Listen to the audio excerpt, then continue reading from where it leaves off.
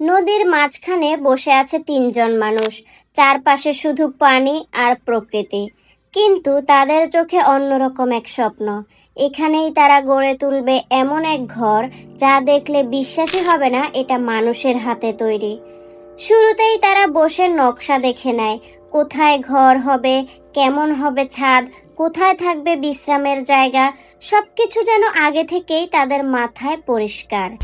এরপর শুরু হয় আসল কাজ। জঙ্গলের মাঝখানে মাটি খনন করা মোটেও সহজ কাজ নয়। প্রতি কোদালের আঘাতে জমি একটু একটু করে সমান হচ্ছে। ঘন্টার পর ঘন্টা পরিশ্রমের পর তারা কাঠের মোটা খুঁটি পুঁতে মূল কাঠামোর ভিত্তি তৈরি করতে শুরু করে।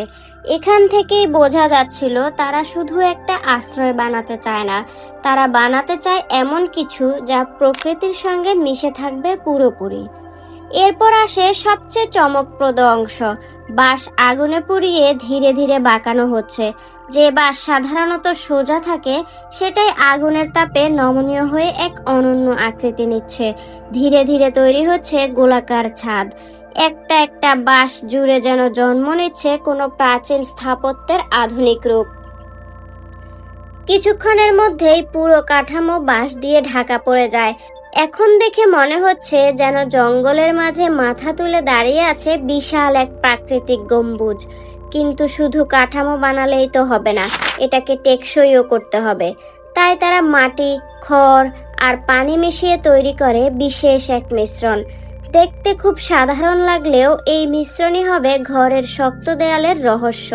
দিনের পরিশ্রম শেষে রাত নেমে আসে, কিন্তু কাজ থামে না। রাতের অন্ধকারে তারা মাটির হাঁড়িতে আস্ত একটা মুরগি রান্না করে। আগুনের আলো, নদীর শব্দ আর প্রকৃতির নীরবতা, পুরো দৃশ্যটা যেন কোনো সিনেমার অংশ। এই মুহূর্তটা শুধু খাবার খাওয়ার ছিল না, এটা ছিল তাদের দিনের কঠোর পরিশ্রমের ছোট্ট উদযাপন।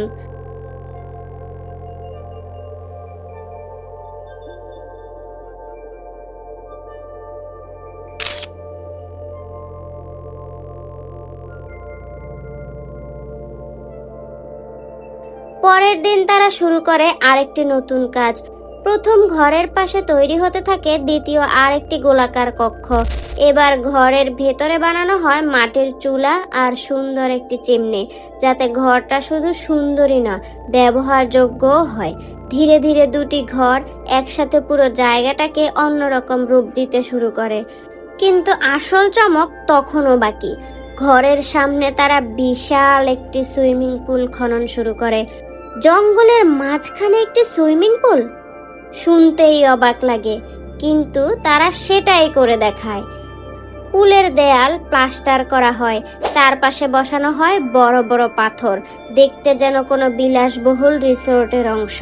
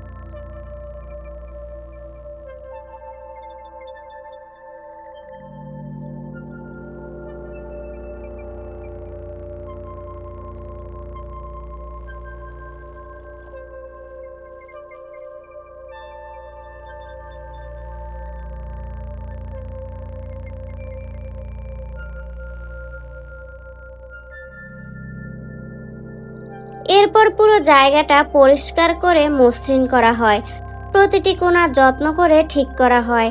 আর তখনই আসে রঙের জাদু। প্রাকৃতিক রং দিয়ে ঘরের কিছু অংশ আর সুইমিং পুলে দেওয়া হয় নীল আর সবুজের ছোঁয়া। মুহূর্তেই পুরো জায়গাটা যেন প্রাণ ফিরে পায়। কিন্তু পুলে পানি আসবে কিভাবে? এই প্রশ্নের উত্তরও ছিল তাদের কাছে।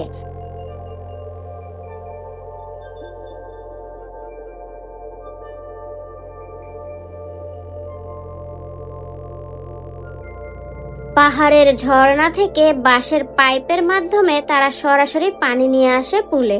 ধীরে ধীরে স্বচ্ছ পানি ভরতে থাকে পুরো পুল জুড়ে। সেই দৃশ্যটা দেখলে সত্যিই অবাক হতে হয়।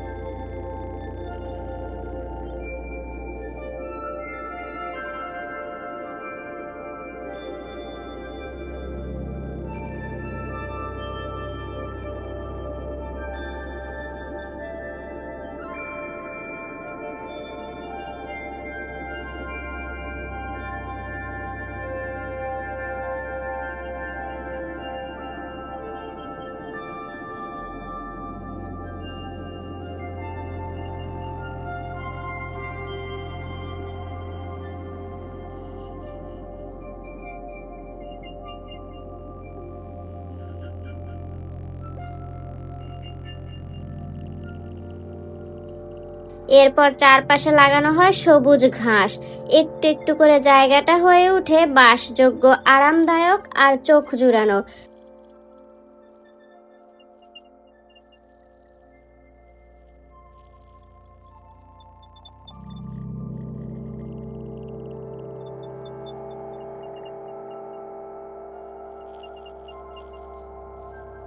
ঘরের ভেতরে বাঁশ দিয়ে তৈরি করা হয় বিছানা, যোগ করা হয় নরম আলোকসজ্জা। এখন আর এটা শুধু একটি নির্মাণ কাজ নয়, এটা যেন প্রকৃতির বুকে গড়ে ওঠা এক স্বপ্নের আশ্রয়। সবশেষে দিনের পর দিন পরিশ্রমের পর তারা বসে নিজেদের তৈরি নতুন রান্নাঘরে। সামনে খাবার, চারপাশে নরম আলো, পাশে স্বচ্ছ পানির পুল। তাদের মুখের তৃপ্তির হাসিই বলে দিচ্ছে এই পরিশ্রম বৃথা যায়নি।